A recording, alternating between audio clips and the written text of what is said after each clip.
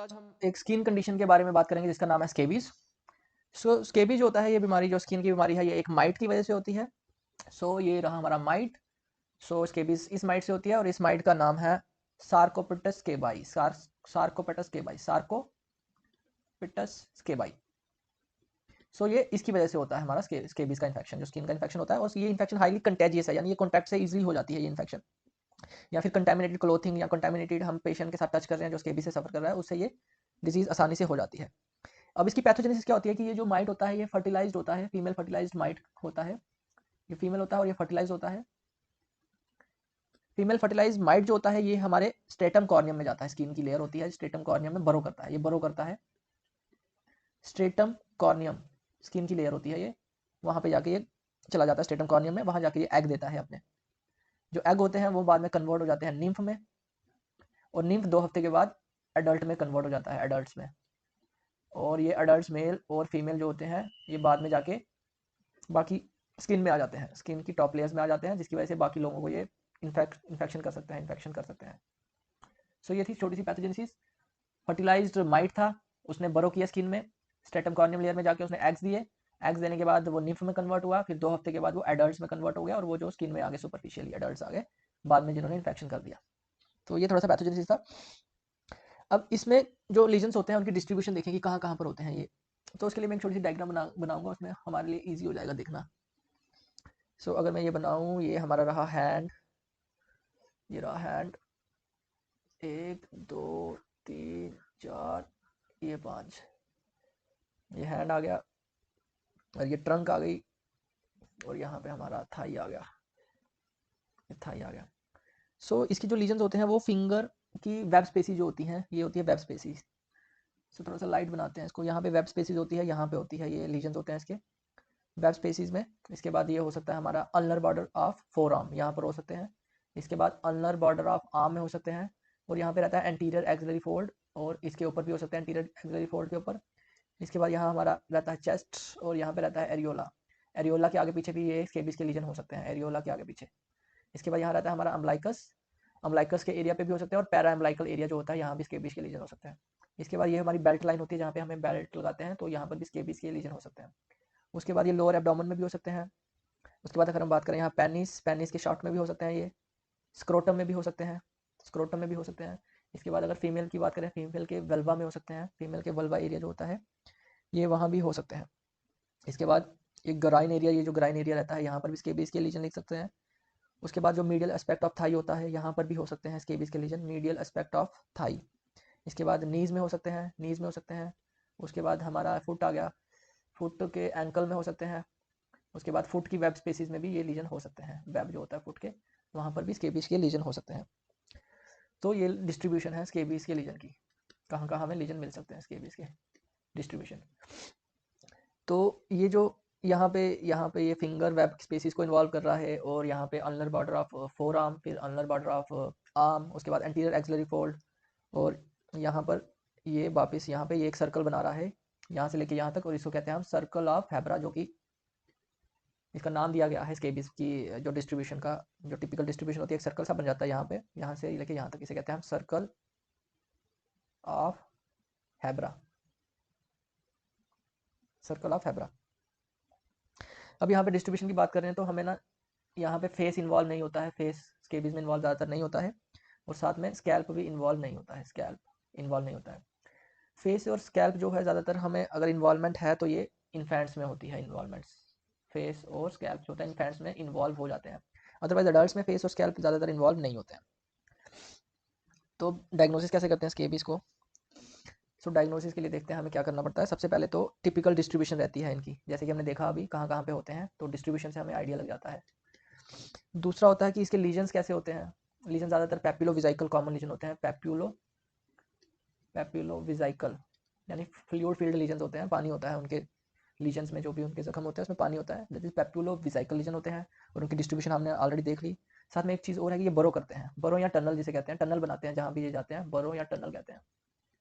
ये जो जगह बनाती हैं ये लीनियर भी हो सकती हैं या फिर कर्व्ड हो सकती हैं, जैसे ये स्किन में चलते हैं या तो सीधे चल सकते हैं या कर्व बना के चल सकते हैं। और इनको देखने के लिए हम, अगर हमें ये देखना होगा टनल, तो हम क्या करते हैं, इसमें एक ड्रॉप इंक का डाल देंगे, इंक डालने के बाद इंक क्या होती है कि इनको एब्जॉर्ब कर लेती है, इनको जो टनल को होती है, और बाद में ये एकदम डार्क लाइन की तरह हमें दिखते हैं, डार्क लाइन की तरह। तो ये देख सकते हैं हम बरो टनल को। इसके बाद डायग्नोसिस के लिए एक चीज़ और होता है कि हम इसका टिश्यू स्क्रैपिंग लेके उसको क्यूएच माउंट में डाल के उसके बाद माइक्रोस्कोप के अंदर देखेंगे। 10% क्यूएच में टिश्यू डाल दिया, टिश्यू लीजन का, और उसको माइक्रोस्कोप के अंदर देखा तो हमें माइट दिख जाएगा। तो डिमॉन्स्ट्रेशन ऑफ माइट करके भी हम डायग्नोस कर सकते हैं। उसके बाद एक चीज़ होता है और होती है कि इसमें रात में बहुत ज़्यादा पेशेंट को इचिंग होती है, जिसे हम कहते हैं नॉक्टर्नल पोरोराइटिस। नॉक्टर्नल पोरोराइटिस यानी रात में खुजली बहुत ज़्यादा होती है, और इसका रीज़न ये रहता है कि जैसे ही पेशेंट जो होता है रात में अपने बेड पे जाता है, वार्म बेड में, और उस टाइम पे क्या होता है कि नॉक्टर्नल पोरोराइटिस माइट जो होता है उस टाइम मूव करता है, रात में मूव करता है बरो करने के लिए या टनल बनाने के लिए मूव करता है, जिसकी वजह से रात में इचिंग होती है। ये रात में ही मूवमेंट होती है, इसीलिए इचिंग होती है पेशेंट को बहुत ज़्यादा। और डायग्नोसिस एक पॉइंट और मिल जाता है कि एक साथ बहुत सारे फैमिली मेंबर्स इन्फेक्शन से सफ़र करते हैं, तो उससे भी एक क्लू मिल जाता है कि पेशेंट में भी स्केबीज से सफ़र कर रहा हो। इसके बाद हम देखेंगे कि ये तो कॉमन लीजन हमने बताया कि पेपिलोस्कैमस होता है, और कौन कौन से लीजन हो सकते हैं स्केबीज में। सो हम देखते हैं अभी different lesion of scabies. Different lesions scabies में कौन कौन से लीजन्स हो सकते हैं। एक तो पेपिलोविजाइकल्स, पेपिलोविजाइकल्स हमने देखा। दूसरा ये पस्ट्यूल्स बन सकते हैं, पस बन सकती है लीजन में, पस्ट्यूल जिसे कहते हैं। इसके बाद एम्पिटिगो हो सकता है, एम्पिटिगो। इसके बाद बर्रो, तो हमें पहले भी डिस्कस किया, बर्रो करते हैं ये लीजन्स। इसके बाद नोड्यूल्स बनते हैं इसमें, एंड्यूरेटेड नोड्यूल्स जिसे कहते हैं, एंड्यूरेटेड नोड्यूल्स, एंड्यूरेटेड नोड्यूल्स। इसका मोड ऑफ स्प्रेड देखें कि ये कैसे फैलता है, मोड ऑफ स्प्रेड कौन कौन से मोड से ये एक से दूसरी जगह जा सकता है। Mode of spread, mode of spread देखते हैं अभी। जो मोड ऑफ स्प्रेड होता है सबसे पहले तो ये क्लोज कॉन्टैक्ट से होता है, क्लोज कॉन्टैक्ट से। क्लोज कॉन्टैक्ट जैसे कि कोई अगर बेड शेयर कर रहा है, शेयर बेड तो हो सकता है, या फिर शेयर क्लोथिंग्स अगर शेयर करें तब भी हो सकता है। दूसरा ये over crowded area, over crowding की वजह से भी हो सकता है, ओवर क्राउडिंग एक मोड ऑफ स्प्रेड है। तीसरा चीज़ है कि पॉवर्टी, गरीब लोगों में ज़्यादातर ये होने का रिस्क रहता है, पॉवर्टी। उसके बाद पुअर हाइजीन, हाइजीन अच्छी नहीं है, पुअर हाइजीन एक काज है इसका मोड ऑफ स्प्रेड का।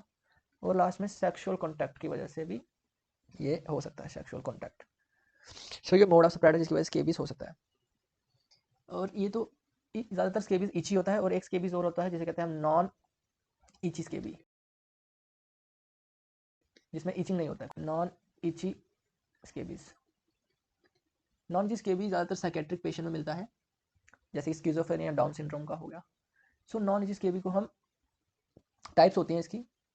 एक जो स्केबी जो साइकेट्रिक इलनेस के साथ एसोसिएटेड है वो भी नॉन इचिंग वाला होता है, और एक स्केबीज जो होता है जैसे क्रस्टेड स्केबीज कहते हैं, क्रस्टेड स्केबीज, इसमें क्रस्ट बनती है स्किन में, क्रस्टेड स्केबीज। और क्रस्टेड स्केबीज का अलग से एक नाम भी दिया गया है जिसे कहते हैं हम नॉरवेजियन स्केबीज, नॉरवेजियन स्केबीज।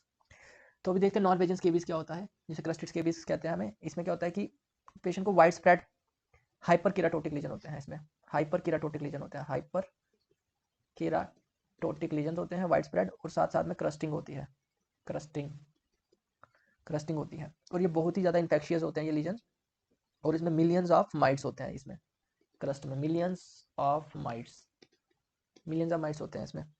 और ये क्रस्टेड स्केबीज हमें कहाँ कहाँ मिलती है, ये इंपॉर्टेंट है हमें जानने के लिए कि पेशेंट को स्केबीज है और उसे इचिंग नहीं हो रहा है और क्रस्टिंग ही क्रस्टिंग हो रहा है, तो ये कौन कौन सी कंडीशन है। जैसे कि हमने बात किया कि ये मेंटली रिटार्डेड पेशेंट्स में मिलता है, जैसे कि स्किज़ोफ्रेनिया का हो गया पेशेंट, डाउन सिंड्रोम का पेशेंट हो गया। इसके बाद जिनकी इम्यूनिटी कम है, poor immunity, poor cell mediated immunity specially, तो इसमें बहुत सारी चीज़ें आती हैं पुअर सेल मेडिएटेड इम्यूनिटी में, जैसे कि पेशेंट है हमारे पास लेप्रोमेटस लेप्रोसी का, पेशेंट है हमारे पास HIV एड्स का, उनमें देखने को मिलता है। इसके बाद सीवियर माल न्यूट्रिशन हो गया। इसके बाद इम्यूनो कॉम्प्रोमाइज स्टेट हो गई, जैसे डायबिटीज मेलाइटिस हो गया। इसके बाद कोई स्टीरॉयड ले रहा है, कोई ऑर्गन ट्रांसप्लांट है तो उसमें इम्यूनोसप्रेशन दिए जा रहे हैं, उनमें भी क्रस्टेड स्केबीज होता है। ऑर्गन ट्रांसप्लांट का पेशेंट्स जो होते हैं उनमें भी ये जो क्रस्टेड या नॉर्वेजियन स्केबीज होता है। अगर किसी को लीजन फेस में प्रेजेंट है तो हमें देखना है, सोचना है, अगर फेस इन्वॉल्व हो रहा है तो हमें देखना है कि पेशेंट ज़्यादातर न्यूनेट्स होते हैं, और ज़्यादातर ये वाला स्केबीज होता है, क्रस्टेड स्केबीज होता है। अगर फेस में अगर लोकेशन है तो क्रस्टेड स्केबीज होता है। अब हमें और कौन सी बीमारी जो स्केबीज से हमें कंफ्यूज हो सकते हैं कि ये स्केबीज है कि नहीं है, तो यानी कि हमें डिफरेंशियल डायग्नोसिस के बारे में पूछ रहा हूँ मैं, तो हमें उसका भी पता होना चाहिए कि हमें किससे इसको डिफ्रेंशिएट करना है। सो डिफरेंशियल डायग्नोसिस, तो कौन कौन सी बीमारी जो स्केबीज की तरह लगती है, तो उसको देखते हैं कौन कौन से डिफरेंशियल है। एक तो होता है हमारा पेडिकुलोसिस, पेडिकुलोसिस कॉर्पोरिस, जिसको देसी भाषा में जुएं भी कहते हैं, जुएं। तो पेडिकुलोसिस कॉर्पोरिस हो गया। इसके बाद एटोपिक डर्माटाइटस, इसके बाद पेपुलर डर्माटाइटस, पेपुलर अर्टिकेरिया भी डिफरेंशियल डायग्नोसिस में आता है, और साथ में लास्ट में डर्माटाइटस हर्पेटिफॉर्मिस। सो ये बीमारी हमें डिफरेंशिएट करनी है अगर किसी को स्केबीज है तो स्केबीज का लीजन है तो हमें देखना कहीं ये पेडिकुलोसिस तो नहीं है, कहीं एटोपिक डर्माटाइटस तो नहीं है, अर्टिकेरिया तो नहीं है, डर्माटाइटस हर्पेटिफॉर्मिस तो नहीं है। सो ये डिफरेंशियल डायग्नोसिस हो गया। सो अब स्किन की कौन कौन सी बीमारी है जिसमें हमें इचिंग होता है उसके बारे में एक जानकारी देख ले। इची स्किन कंडीशन कौन कौन सी होती है, हमें इसके बारे में पता होना चाहिए। इचिंग स्किन कंडीशन कौन कौन सी होती है जिनकी वजह से स्किन में इचिंग होता है। तो ये तो बहुत सारी है, वी विल डिस्कस एक एक करके। एक तो होता है हमारे पास स्केबीज, जो भी हम बात कर रहे हैं, ये भी स्किन की कंडीशन है स्केबीज। इसके बाद हो सकता है हमारे पास dermatitis herpetiformis, urticaria, lichen planus, insect bite, psoriasis, eczema, atopic dermatitis, pediculosis, ringworm infection, seborrhoeic dermatitis, drug eruption, और लास्टली जीरोसिस। सो इनमें हमें स्किन कंडीशन है जिनमें हमें इची मिलती है स्किन। सो 3 तरह के डर्माटाइटस है, डर्माटाइटस हर्पेटिफॉर्मस, एटोपिक डर्माटाइटस, सीबोरिक डर्माटाइटस। इसके अलावा स्केबीज खुद अर्टिकेरिया है, लाइकन प्लानस है, इसके बाद insect bite, psoriasis, eczema, pediculosis, ringworm infection, drug eruption और जीरोसिस ड्राई स्किन होता है। अब हम कुछ मेडिकल कॉज देखें जिसमें हमें स्किन में इचीनेस मिलती है। मेडिकल कॉज, अभी तो हमने स्किन के कॉज देखे थे, मेडिकल कॉज ऑफ इची स्किन देखते हैं जिसमें स्किन में इचिंग मिलती है। तो सबसे पहले कॉमन है हमारे पास ऑब्स्ट्रक्टिव जॉन्डिस, इसके बाद diabetes mellitus, chronic renal failure, polycythaemia vera, systemic mastocytosis, इसके बाद lymphomas like Hodgkin disease, carcinoid syndrome, leukaemias, multiple myeloma, primary biliary cirrhosis, thyrotoxicosis, drugs like cocaine and morphine, pregnancy, HIV infection, neurosis and old age and malignancy and psychogenic cause of medical cause of itchy skin. So what are the medical causes of itchy skin? We have the obstructive jaundice, diabetes, chronic renal failure, polycythemia vera, systemic mastocytosis, leukemias, lymphomas like Hodgkin's disease, carcinoid, leukemias, multiple myeloma, primary biliary cirrhosis, thyrotoxicosis, drugs like cocaine, morphine, pregnancy, HIV, neurosis, in old age, malignancy and psychogenic cause of generalized itchy skin. अब हम बात करते हैं कि complication क्या क्या हो सकती है स्केबीज की वजह से। अब बात करते हैं कॉम्प्लिकेशंस की। कॉम्प्लिकेशन में ये पायोडर्मा कर सकता है, इन्फेक्शन हो सकती है स्किन में, pyoderma in the form of impetigo, pyoderma कर सकता है, pyoderma in the form of impetigo and ecthyma. So ये कॉम्प्लिकेशन है स्केबीज की। इसके बाद ये एक्यूट ग्लोमेरुलोनेफ्राइटिस कर सकता है, उसके बाद हमें एक्जिमा भी हो सकता है, एक्जिमा स्केबीज में। उसके साथ साथ इसमें सल्फर डर्माटाइटिस हो जाता है, बिकॉज इसमें सल्फर ऑइंटमेंट यूज़ किया जाता है, तो सल्फर डर्माटाइटिस हो सकता है पेशेंट को। और ये सेकेंडरी लिम्फ एडिनाइटिस भी कर सकते हैं, लिम्फ की इन्फ्लेमेशन हो सकती है, लिम्फ नोड्स की, secondary lymphadenitis. So complication in the form of pyoderma, acute glomerulonephritis, eczema, sulphur dermatitis and secondary lymphadenitis. So अगर कोई पेशेंट हमारे पास ग्लोमेरुलोनेफ्राइटिस का है तो हमें हमेशा उसमें हमें ढूंढना है स्केबीज का लीजन।